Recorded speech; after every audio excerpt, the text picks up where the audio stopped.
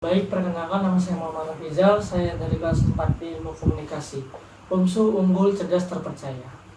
Kali ini saya akan mempresentasikan hasil saya, gerakan pembaruan Islam periode klasik. Itu terbagi dua, yaitu periode Ibnu Taimiyah dan periode Muhammad bin Abdul Wahab. Yang pertama periode Ibnu Taimiyah, dengan kata lain Taqiyuddin Ibnu Taimiyah 1263 sampai 1328. Umat Islam di suatu setiap daerah tersebut. Umat Islam dianggap sebagai orang yang dapat menghambat segala sesuatu setiap tindakan. Periode Muhammad bin Abdul Wahab, ahli teologi agama Islam 1701 sampai 1793. Berusaha membangkitkan kembali pergerakan perjuangan Islam secara murni yang para pendukungnya tidak suka disebut dengan Wahabi, yang lebih memilih menyebut diri mereka sebagai Salafis atau satu Tuhan. Periode Ibnu Taimiyah 1263 Masehi sampai 1328 Masehi. 1. Profil Ibnu Taimiyah. Nama lengkapnya Taqiyuddin Ibnu Taimiyah. Pada tanggal lahir dia di Haran 22 Januari 1263 Masehi. Ibnu Taimiyah berasal dari keluarga yang religius. Ayah dan kakeknya merupakan seorang syekh dan seorang ulama yang menguasai ilmu fikih, hadis, tafsir, dan penghafal Al-Quran. 2. Pendidikan Ibnu Taimiyah. Sejak kecil Ibnu Taimiyah sudah dikaruniai kemampuan mudah menghafal dan suka lupa. Ia juga aman menguasai ilmu rijalul hadis. Ia juga memperoleh berbagai macam ilmu dari gurunya di Damaskus, yaitu ilmu hitung, ilmu tulis, menulis Arab, nahwu, ilmu fikih. Kemampuannya dalam menuntut ilmu mulai terlihat pada usia 17 tahun. Yang ketiga, kepribadian. Ibnu Taimiyah adalah orang yang keras pendiriannya dan teguh berpijak pada garis-garis yang telah ditentukan Allah, mengikuti segala perintahnya dan menjauhi segala larangannya. Yang keempat, pokok pikiran Ibnu Taimiyah. Kembali ke ajaran Salafi. Aliran Salaf telah membicarakan berbagai persoalan teologi Islam seperti Tuhan, perbuatan manusia, pemakhlukan Al-Quran atau bukan, ayat-ayat yang mengesahkan penyerupaan tasbih Tuhan dengan manusia. Kesemuanya itu menyangkut tentang penyelewengan tentang keesaan atau ketauhidan yang mempunyai tiga segi, yaitu yang pertama keesaan zat dan sifat, yang kedua keesaan penciptaan, yang ketiga keesaan ibadah. Sanggahan terhadap filsafat. Polemik Ibnu Taimiyah terhadap para filosof dimuat terutama dalam karangannya Al-Rad dan Al-Mantiqiyin. Kemudian Ibnu Taimiyah menyerang salah satu landasan logika Aristoteles. Periode Muhammad bin Abdul Wahab 1701 Masehi sampai 1793 Masehi. Profil Muhammad bin Abdul Wahab. Nama lengkap Muhammad bin Abad Al-Wahab bin Sulaiman bin Ali bin Muhammad bin Ahmad bin Rashid bin Barid bin Muhammad bin Al-Masyarif At-Tamimi Al-Hambali An-Najdi. Kelahiran Uyainah tahun 1701 Masehi. Seorang ahli teologi agama Islam dan seorang tokoh pemimpin gerakan keagamaan yang pernah menjabat sebagai Mufti Dauhal Syudiyah yang kemudian berubah menjadi kerajaan Arab Saudi. Yang kedua, kepribadian. Syekh Muhammad bin Abdul Wahab berhasil menghafal 30 juz Al-Quran sebelum ia berusia 10 tahun. Setelah itu beliau diserahkan dengan orang tuanya kepada para ulama sebelum akhirnya mereka mengirimnya untuk belajar keluar daerah. Saat dewasa, ayahnya mengajarnya untuk menunaikan ibadah haji di kota Mekah.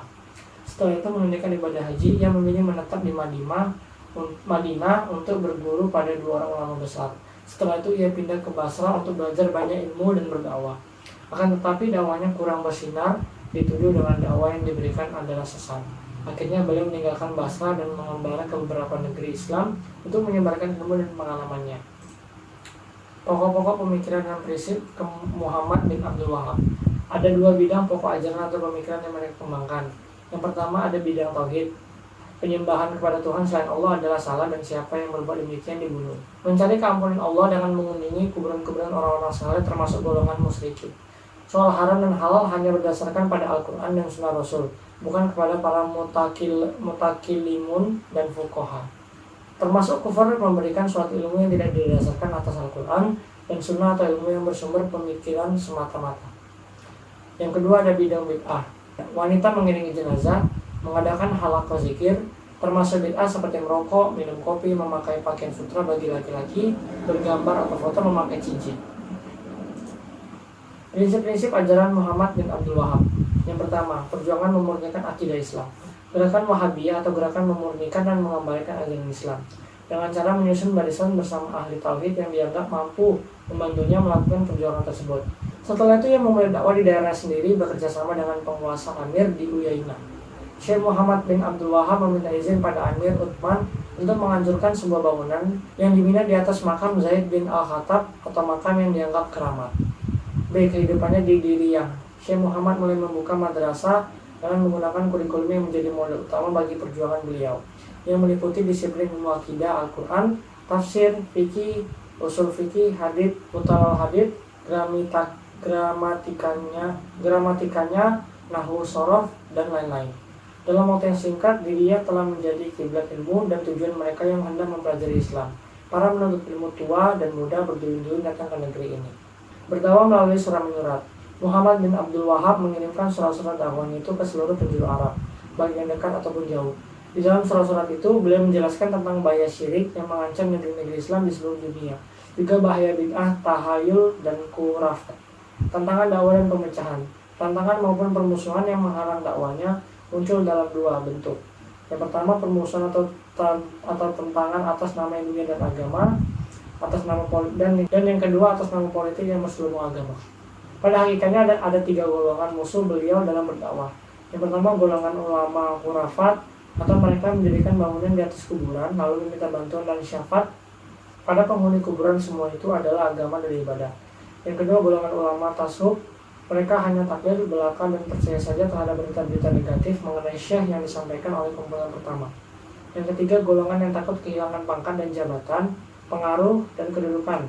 Demikianlah Syekh Muhammad bin Abdul Wahab dalam dakwah dan jihadnya telah memanfaatkan lisan, pena, serta pedangnya seperti yang dilakukan oleh Rasulullah SAW sendiri di waktu baginda mengajak kaum Quraisy pada agama Islam pada waktu dahulu.